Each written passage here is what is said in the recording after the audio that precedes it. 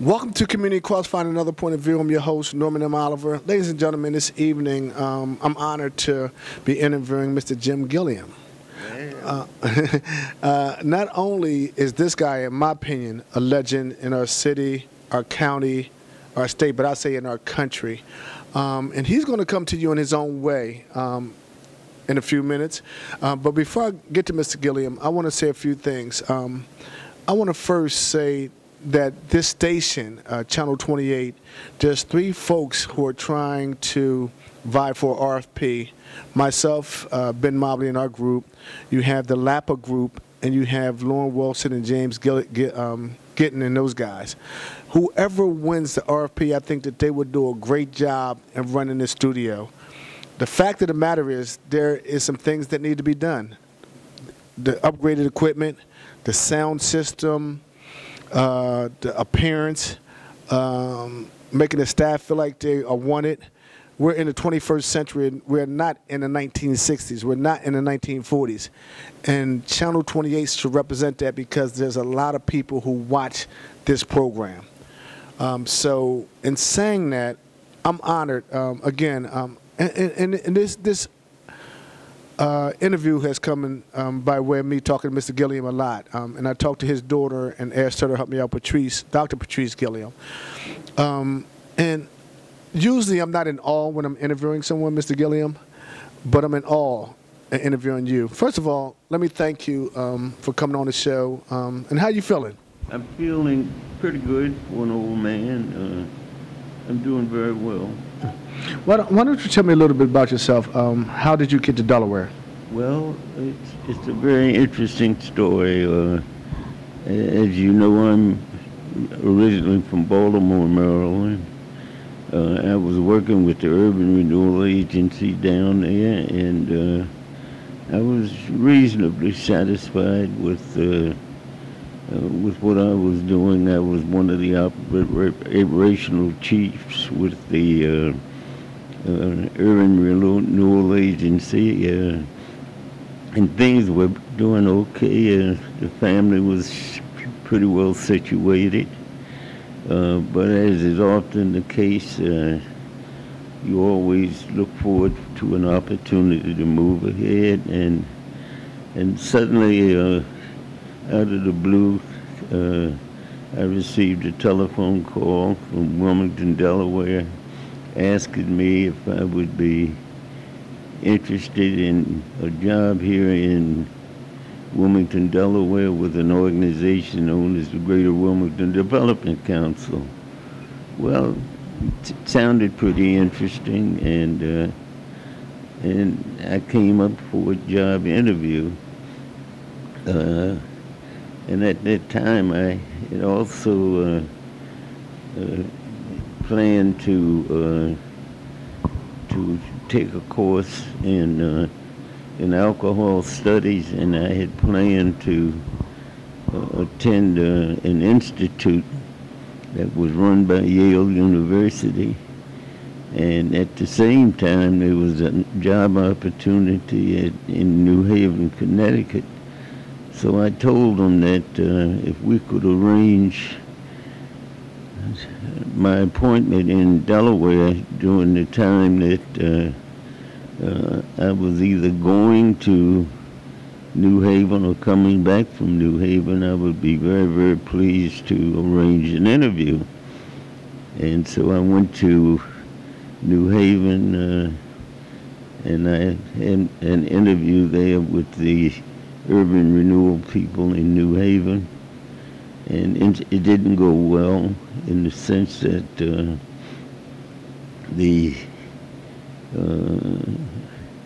what it is they wanted me to do didn't seem to be pretty progressive, and it didn't look like an opportunity where I could really accomplish much. So at any rate, I told them no thanks, and I came back to Wilmington, and on my way back to Baltimore, and I interviewed, and I liked the job, but it still didn't match up with what I was doing in Baltimore with the Urban Renewal Agency. so I declined the offer. And so we went through several opportunities over the next 6 months. And it boiled down to about 5 interviews, and they 6 interviews that I had with them. They made the offer so attractive that I couldn't say no. When you say made the offer attractive, what kind of money, what kind of salary was you getting there? Well, I think it's very, very personal. But let's say it was significant, the salary plus the benefits, that it was a very, very difficult thing for me to turn down. Gotcha. And it was a very, very unusual salary in terms of black people in the executive circle, period, and especially here in Wilmington. So I accepted the job and came to Wilmington, working for the Greater Wilmington Development Council, which incidentally was a consortium made up of all the major companies: DuPont, Hercules, Atlas, the banking community, and several interested and interesting philanthropists. And so I took the job and I came here. And this was during the time when communities, and in particular minorities communities, were beginning to make demands in terms of what they didn't like, and were making demands in terms of what they felt was their rightful positions in the community, and I agreed 100% with them. Mm-hmm. The only problem that I had was here was an outsider, black, acting different, dressing different, coming into a community with a strong black caste system, closely associated with a Caucasian community, which really hadn't treated the black community right. And the black community being highly suspicious of this black character, and legitimately so, was not in an accepting mood of this individual. And I want to tell you, it wasn't easy, because the first 6 months here, I don't recall receiving a dinner invitation from any black families except 3.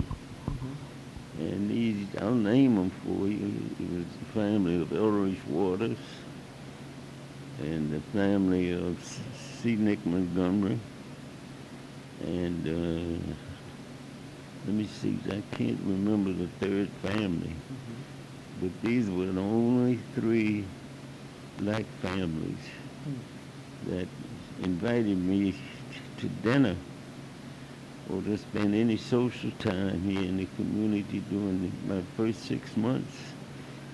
And that, coupled with the fact that the housing opportunities here for minority folks were were non-existent.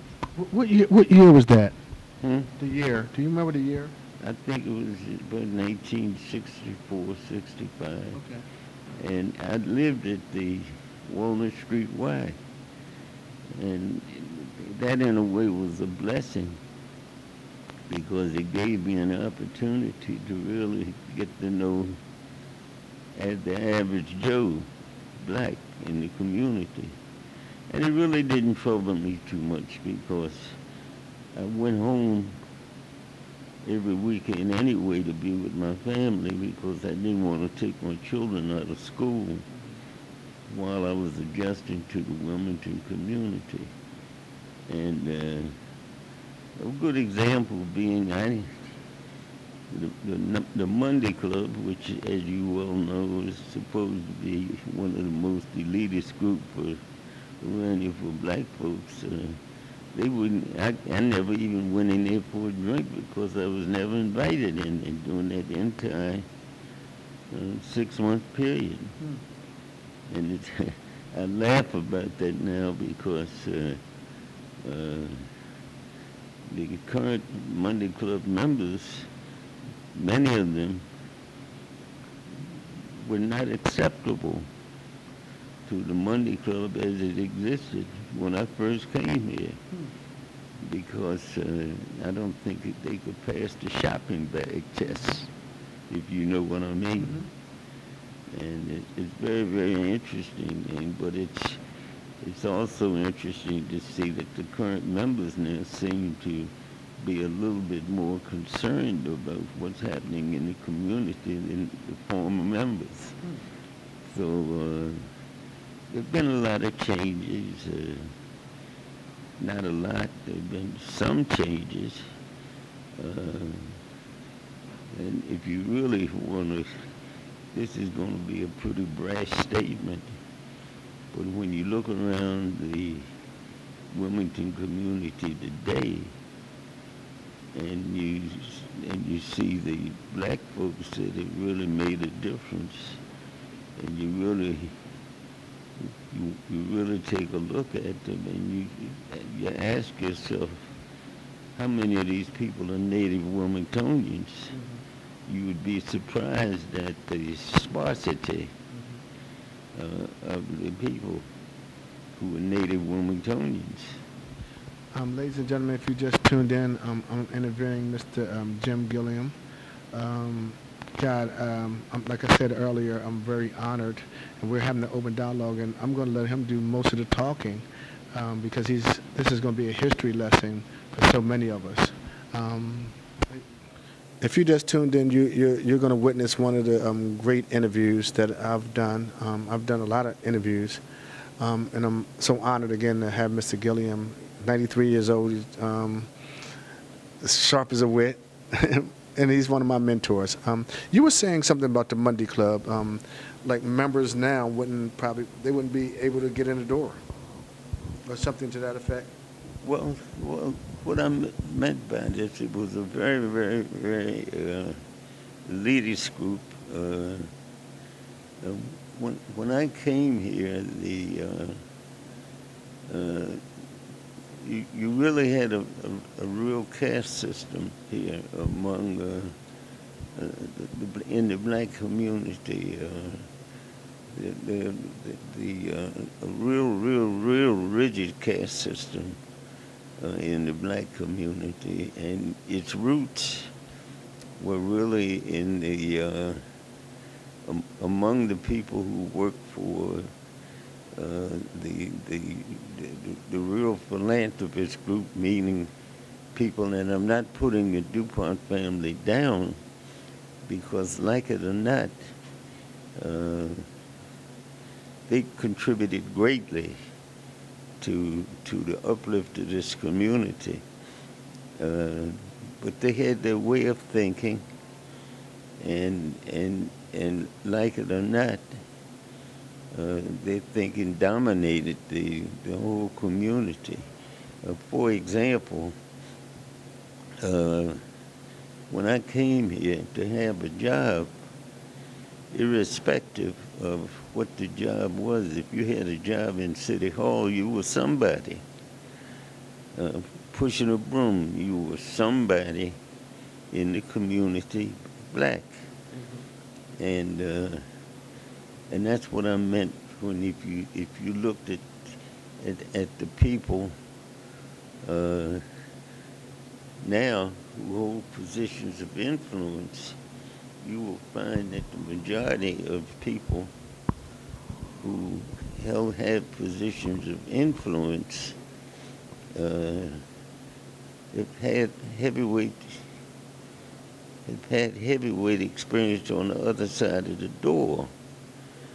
And this is what I believe, is that the educational system the educational system is an important system, but we've got to also have the kind of mechanisms in the system where we got to have people who are on the other side of the door who can open it.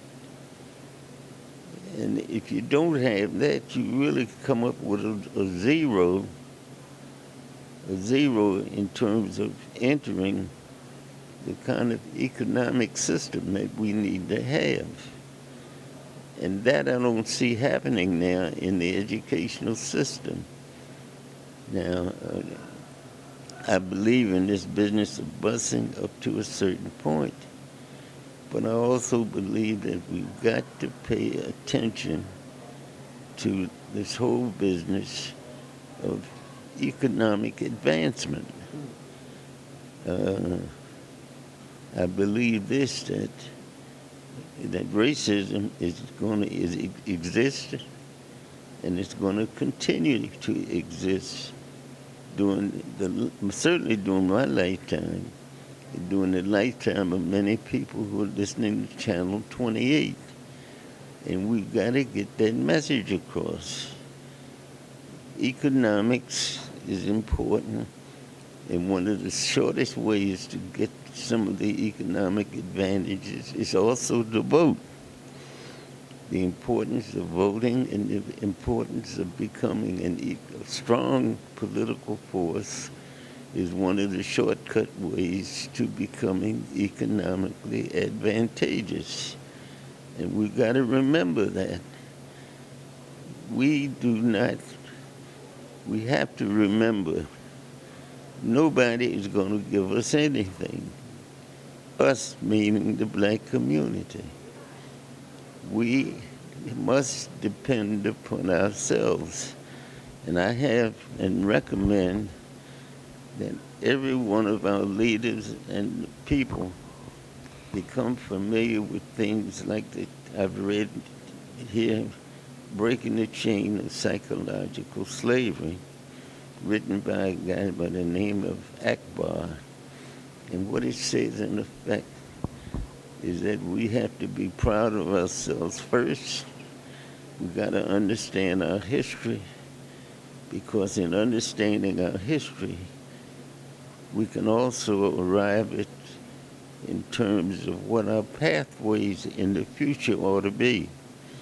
And if we don't understand that, we're not going to move ahead, because number one, we've got to be proud of ourselves. Now, I'm a product of an all-black educational system.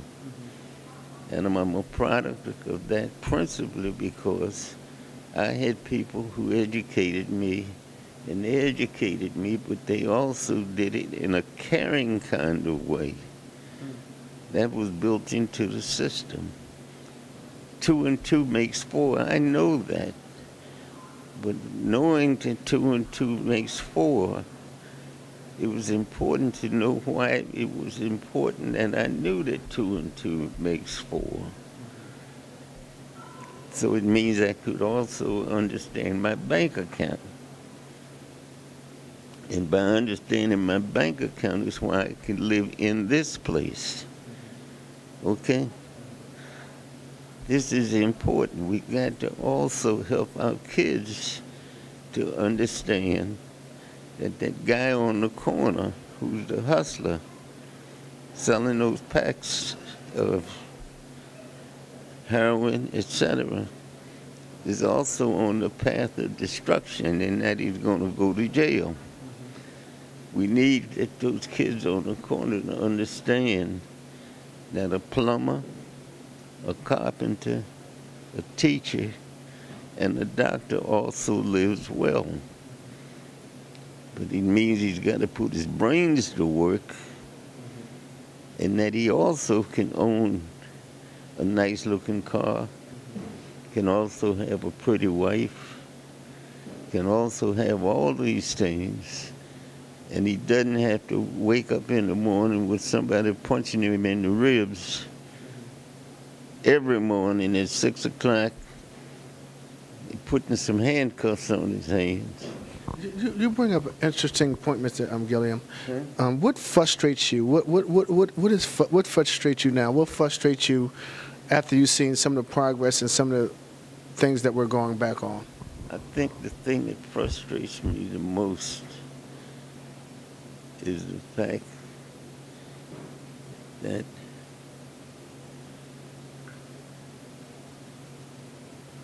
we just are not spending our energy trying to help each other. We're not trying to understand and loving each other and caring about each other, and to know that each of us will only progress to the extent that the other brother advances. Now that doesn't mean that you have to take a lot of guff from people. Nothing annoys me anymore than for one of my brothers or my sisters will come up and chastise me and say, why don't you help us more? You have forgotten us. You've gone ahead and you've done well for yourself, but you don't help anybody else. You think you're better than me. Well, I am better than you. Because that's why you're fussing with me. I am better than you because I took time out and waited enough tables and worked enough on the railroad, didn't get enough sleep at night to get where I am, to the point where you're waiting on me because I'm paying your salary. And I'm doing what I'm doing because I want to do it. And so, yeah, I'm better than you. Now, do you like it? I don't care whether you like it or not. That's your problem. Let me ask you about... I don't know how that sounds. No, it doesn't matter. You sound like you're supposed to sound. When I ask you about an organization, right, you tell me your impression or your feelings. The NAACP, what's your feelings, organization, the NAACP, that you've watched for a long time and where it's at now? Well, I've been a member of the NAACP for God knows how long. In Baltimore, we had an active NAACP, and the person that led the charge was Lily Jackson, and she had all of the ministers working together. But it looks like today we got a lot of pulpit pimps. That's what I call them, and I don't care if they get mad about it. But the truth of the matter is they do a lot of talking and they don't do any walking. And so that's what I call them, pulpit pimps. And I was talking to a minister yesterday, and he led one of our black churches for a long time. And I was surprised at his defensiveness when I asked him, what in the name of God are these ministers doing? How many of them are going out on the corner and encouraging their congregations to do that? And he started giving me a lot of gibberish. And he said, well, what you ought to do is to go down and talk to the Interdenominational Ministers Alliance about it. I said, I need to go and talk to them. They ought to get the hell out of their pulpits and come and talk to me and talk to the neighborhood. That's what they ought to do. I am a layperson. Why should I go and talk to them and try to encourage them? They need to get up, them pimps, and come out and talk to me. That's what I'm talking about. Okay, and what do you think about the Urban League? Please. I think their focus right now is too narrow. It's too narrow, and that's why I worked very hard when I was there to make it a broad-based organization, to try to get it to outreach and do a little bit more in terms of challenging the community to do what it ought to do, reach its fullest potential. Mr. G, I was asked you about organizations, and one organization come to mind, and I know you and your family had a big role in the Urban League. Tell me a little bit about the Urban League, how it got formulated from you, and how you feel about it now. Well, I think my frustration with the Urban League is not just the local one. I think even at the national level, I think that it's not aggressive enough. I think that it's a palm up organization, and by palm up I mean it's a long ways away from being the kind of organization its former leaders like Whitney Young had, where they were more aggressive. I'm one of these people who believe that you only accomplish things on the basis of demand. Mm-hmm. Nobody's going to give you anything. Now, I don't know, for example, how many people know about our family, the Gilliam family. Mm-hmm. That we have a foundation, mm-hmm. and the foundation is valued at $5 million.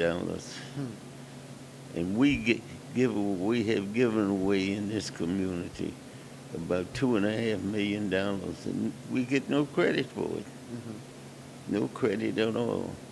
And for example, we were among the largest contributors when they had the flood problems down in New Orleans. Mm-hmm. We were among the first contributors. We gave $30,000, but nobody said anything. Mm-hmm. With the school, the Northeast Charter School, mm-hmm. we gave them $100,000. We have a $100,000 scholarship fund at Delaware State. But nobody talks about that. Mm-hmm.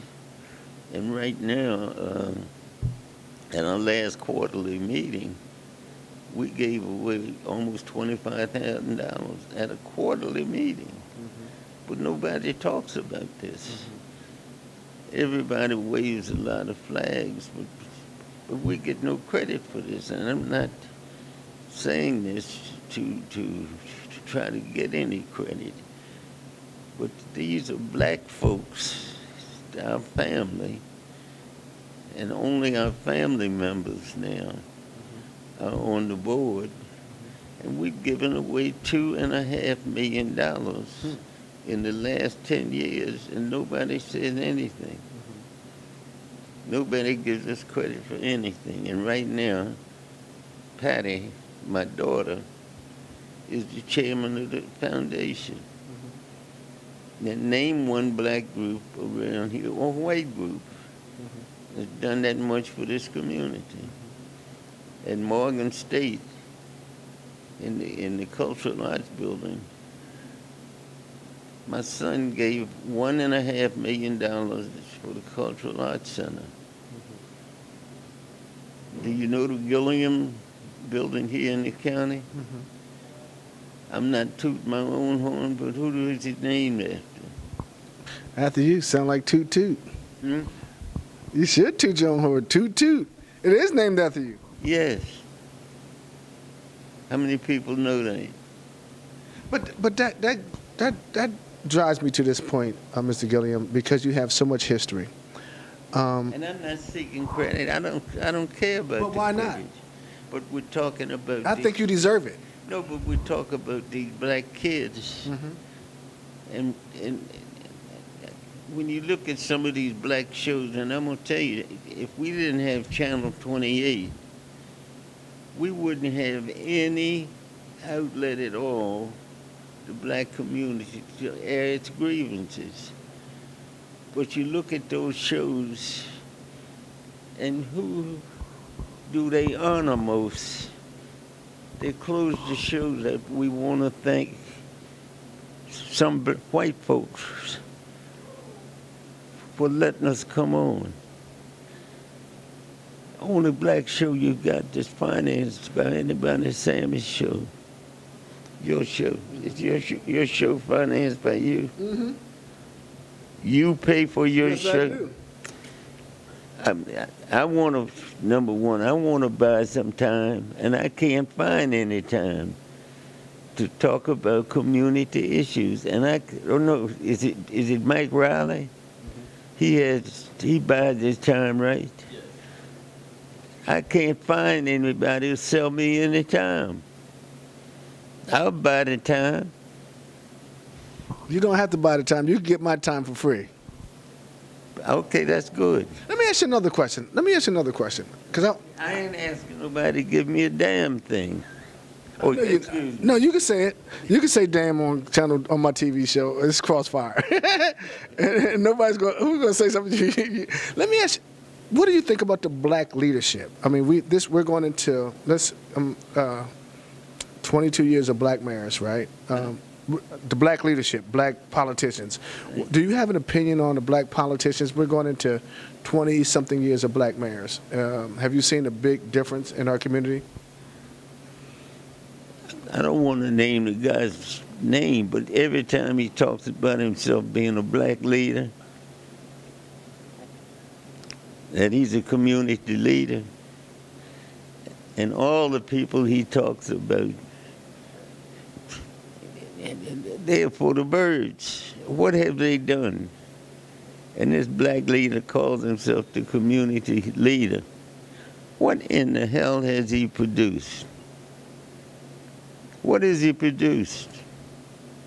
What has he got to show for what he's done other than, what has he done?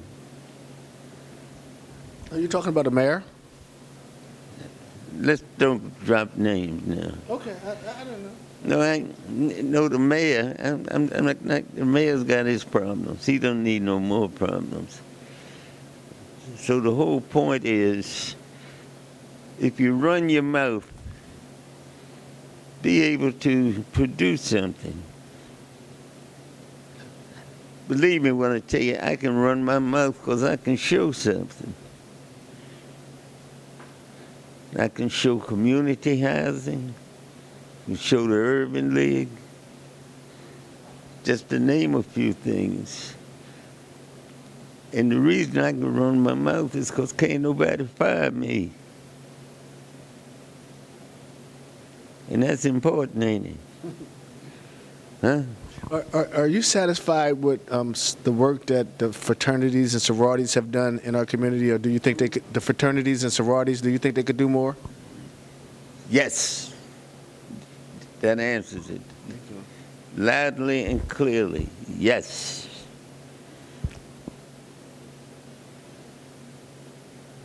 I think that they're trying with the Pan-Atlantic Council, but what has it done? What has our fraternity really done? Mm-hmm.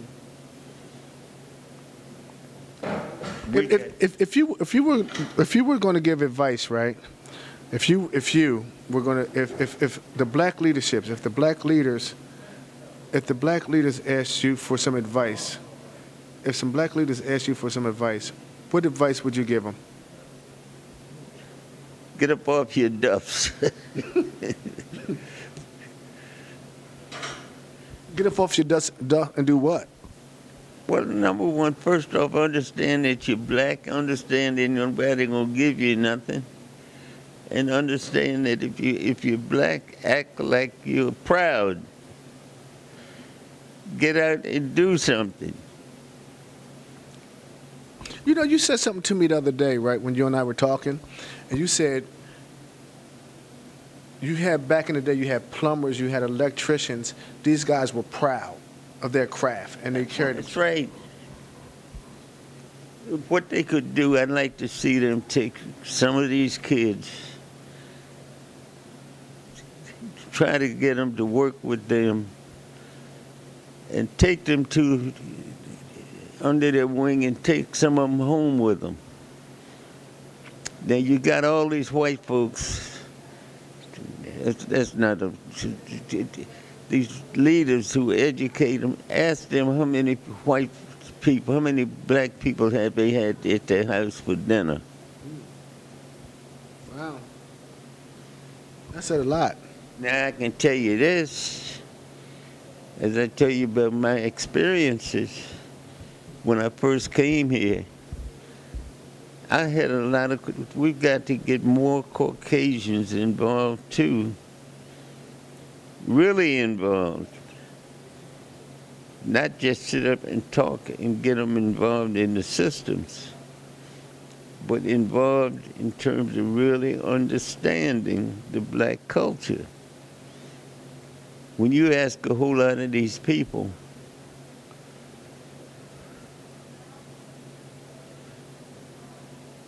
how well do they know their friends, quote, end of quote, and then you ask them, how many have you had to your house to dinner? That'll tell you a lot of answers. Well, you know, it's funny, and we've talked about a lot of things, right? And well, you've talked about a lot. If someone was to ask you who is the black leadership now, You tell me. I'm doing an interview. Who? I would think a lot of the. That's a good question. If number one, if Dennis Williams left office,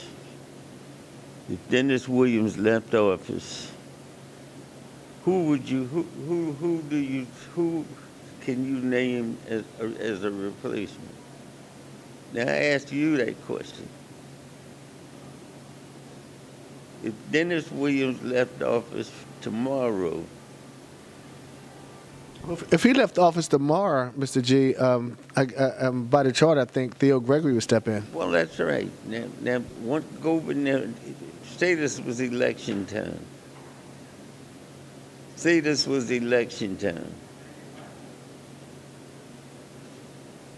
Who would you see as the next mayor? Huh? Name somebody. Theo Gregory, in my opinion, I think he could be a good mayor.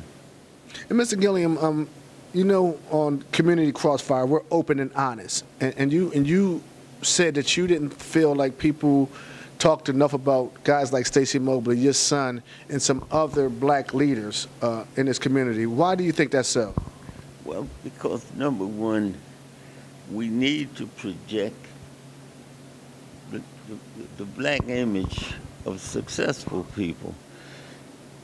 Now, I don't mean to be sacrilegious, but every time you see, even in religious, you see every religious symbol is white. They're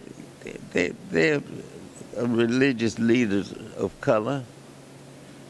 Why don't we see some of those images?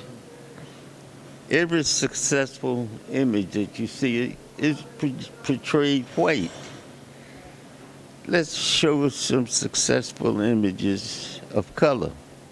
That's what I'm saying. Why do you not think that some of our black leadership now are not at the highest level in the economic game? You got the president. I'm talking about in Delaware.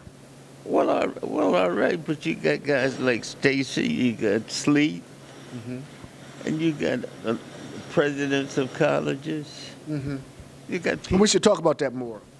you got people like that. You got, for example, I don't see some of our tenured black professors at some of the universities. They're not speaking out. They seem to be the closeted type of people. They seem to have a lot of things. For example, I have not seen a report. I've seen some nice papers from the Reading people. But their papers, that tell you what's wrong. Well, the things and what has led to these conditions, well, hell, I knew about those things 40 years ago in my courses in sociology. But I need solutions. Who runs the Reading chair? Is that Leland Ware? Yes, Leland Ware is the tenured professor on that at Delaware State. But now, what about all those, what progress have they made at the University of Delaware in terms of the black leadership there at the school? But that doesn't also excuse the Delaware State. When you look at the highest paid positions at Delaware State, who occupies those positions? Well, that's what I'm telling. Check it. Mm-hmm. Check it out. And I think you'll be amazed to find out that the highest paid positions outside of the president are occupied by non-black people. You think that's a fact? I mean, we had the provost. I mean, the provost probably got to be second. Well, all right, but so it maybe one person. But check it out. Look at all the administrative positions. That's what I'm talking about. They don't have to be teachers. Like I think you said, the guy down at Delaware State College, the white guy. Who, you said he does a lot of stuff as far as Black history. I can't remember his name. Yeah, you just said it. God, because you got me to get his book. And he's at Delaware State now, and he does a lot of Black history. Then you say Leland Ware, who runs the Reading chair. Right. You were comparing those two guys. Well, I think you need to get them on there to find out what they think about it and what they're doing. I think you need to do this. What do they see as solutions? They've written a lot of papers about things that a lot of people already know about. But what are they doing? I think we need to get people on here like this. We need to ask questions of the Delaware Historical Society about what they're really doing in terms of integrating their board. So did you agree with Harmon Carey? Huh? Did you agree with Harmon Carey about the integrating of the board for Delaware Historical Society? Yeah, Harmon Carey, he's on his show. Let's pass that one by. But I mean, I don't want to start anything, but why would you? No. Harmon Carey has his own history group. It's different from the Delaware Historical Society. Okay. Did you know that? Yes. Uh-huh. You sounded. Then he has the stuff in Howard High School too, the pictures and. Yeah, but he won't release them. I don't know. You were in housing, right? I really can't speak. I really can't speak to Harmon Carey's problems because I don't know about them. I know this is that he's got a historical trove somewhere, but nobody knows what he's got. I don't know. I don't know about Harmon. Mm-hmm. He's a mystery. Oh. To say the least. Who were some blacks who influenced your life? Hmm? Who were some of the blacks or some of the black leaders influenced you? Black leaders? Influenced your life, had influence on you. Well, I don't know that they were necessarily who you would call. Well, a whole lot. Whitney Young. Dr. King? Who? Dr. King? Was Martin Luther King? Oh, sure, absolutely. Those kind of folks, yeah. But I tell you, a person that's had a great deal of influence on my life was my mother. My mother unquestionably had a strong sense of what was right and what was wrong. She is the person that took me by the hand on the first picket line. She took me by the hand on the first picket line when we were picketing a 5 and dime store on Pennsylvania Avenue known as Tommy Tucker's. And Tommy Tucker's at that time would not hire any black people except the janitors. And when they would, and so we picketed that store. And the first move they made was for clerks, light-skinned females, light-skinned Negro females preferred. And the guy that led this was a preacher by the name of Prophet Costone. And Prophet Costone used to come down and he would rent a vacant lot at Pennsylvania Avenue and McMecken Street every summer and put a tent up. And he was the one that got people off the dime. He did it for 3 summers. And we picketed Tommy Tucker's 5 and dime and finally brought them to their knees. And they hired black folks. Mr. G, you did a lot in the whole housing development. Are you satisfied with what's going on with the housing stock and what's going on with some of your legacies? Of course not. But the problem is the general place. You see this place where we're living now? Where I'm living now? In this place right now, we only have 4 black families, 4 black individuals living here. And in terms of families, we only have what you would call 3 families here. And the problem is one of economics. And the reason being, a lot of black people can't afford to live here. It's very expensive to live here. And those blacks that can afford to live here have their own places and can afford their own help. Because taking care of people that usually come here, people who are ill, seriously ill, and I came here because my wife, and when we came, we were just old. How long were you guys married? Well,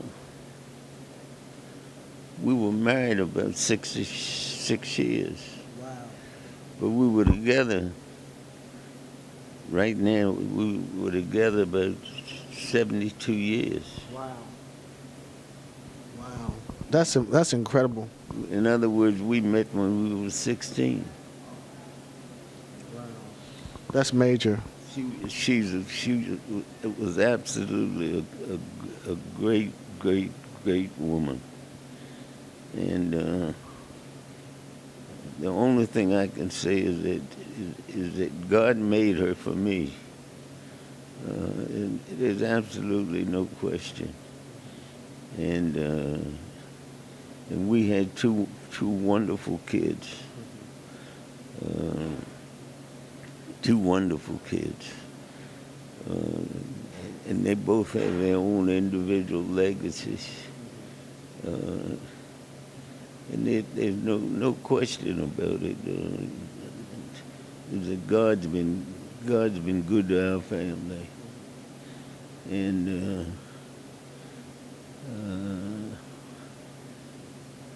He's been good to our family, and I thank Him every day, every minute, every second. But He's been. In my life, whatever's left of it is always dedicated to doing good for Him. Not Him because I'm not going to be guilty of sexism. Again, ladies and gentlemen, if you're just tuning in, this has been one of the most incredible interviews that I've been a part of. We've come out here to Mr. Gilliam Sr.'s place of living. He's given us an opportunity, Abin and myself, to interview him. Mr. Gilliam is 93 years old. He's one of the oldest living leaders in our community. He's been around when Monday Club was on French Street, when you lived at the YMCA, and so much history as it relates to philanthropy, as it relates to economics, as it relates to housing, as it relates to education. He's one of the most candid guys and the most focused guys, and to have his wits. And I just wanted to thank him on the air for giving me this opportunity to interview him. And I want to thank Abin also for coming out here and sitting with us while we do this interview. I'm hoping that everyone who's watching the show tonight is enjoying it. This was a show that we couldn't have call-ins. This was a show that we had to say, listen to one of our elders, listen to one of our leaders. And he's given me tremendous strength and courage, giving me an opportunity to talk to him several times on many different occasions, agree or disagree. A lot of times he tells me when I'm wrong and corrects me, and I appreciate that.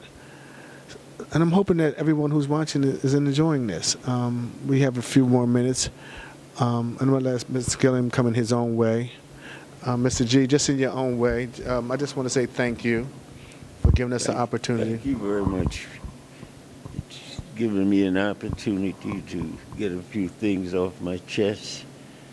And I think that we have other people in the community who want to do likewise, and if the opportunity avails itself, maybe you and a few other people can maybe develop a regular opportunity to see that these community issues and thoughts can continue. So we'll see. They have a big picture of you down at Monday Club with Herman Holloway Sr. I would love for you to come down to Monday Club sometime. Oh, I would be. I'd fit in. I like the guys down there. And I think that I wouldn't have a problem with it. I'm the greatest hanger-outer that ever did it, and I don't find a problem at all drinking a little Lewis and water. You told me something about the Buffalo Soldiers before. Oh yeah, and that is. I wish very, very much that we can. I'm a student of this whole business of the Buffalo Soldiers. I think not just the Buffalo Soldiers. I think that the Tuskegee Airmen have done a great job, but I think in a way they've done it to the exclusion of a lot of other black soldiers who've done a magnificent job. In fact, I think I'm one of the oldest and one of the few original Buffalo Soldiers alive today. And I served in World War II in Italy and with the Italian campaigns. I'm a decorated soldier. I'm proud of it. I'm not proud of the way that the United States Army treated black soldiers. And most of the people that we've talked to were black soldiers, but I think black officers were treated even worse. So I served in 2 wars. I was in World War II and the Korean conflict. And I think that we deserve more recognition. And incidentally, we've got a Buffalo Soldiers operation down in Middletown. and they're very active, and they're doing, in my opinion, a really great job as far as the community is concerned. And I think that they need to be recognized, and I think we need to spend a little more time honoring other black units other than the Tuskegee soldiers. And this is not to take any credit from them, but but other outfits, black outfits need a lot more credit, which in a way would enhance the Tuskegee Airmen, because there were a lot of black outfits that did a tremendous job, and I think more attention needs to be paid to them. That's it. You know, in closing, I know you're very, and I know I don't want Tony to beat this up. I know you're very fond of Tony Allen, and if you want to say hi to Tony. Tony is my son. He's been a great young man. And there's another guy. Now, you talk about success. How can you beat that? A lot of people don't know he's one of the top executives in Bank of America. And when you see that success in big capital letters, and plus the fact he's a brother of ours. And incidentally, I think we ought to spend a few moments in prayer. I understand that Brother Sam Guy died. Sam Brown. Sam Brown? Sam Guy, I understand it. No, Sam Brown. Sam Brown? Yeah. I'm sorry. I got it mixed up, but credit it to age. I thought you were going to say to good looks. Again, thank you, guys. Thank you, Abin, for taking time out of your busy schedule. Thank you, Mr. Gilliam. I want to thank the Gilliam Foundation. I want to thank Patrice, your daughter, for helping me set this up.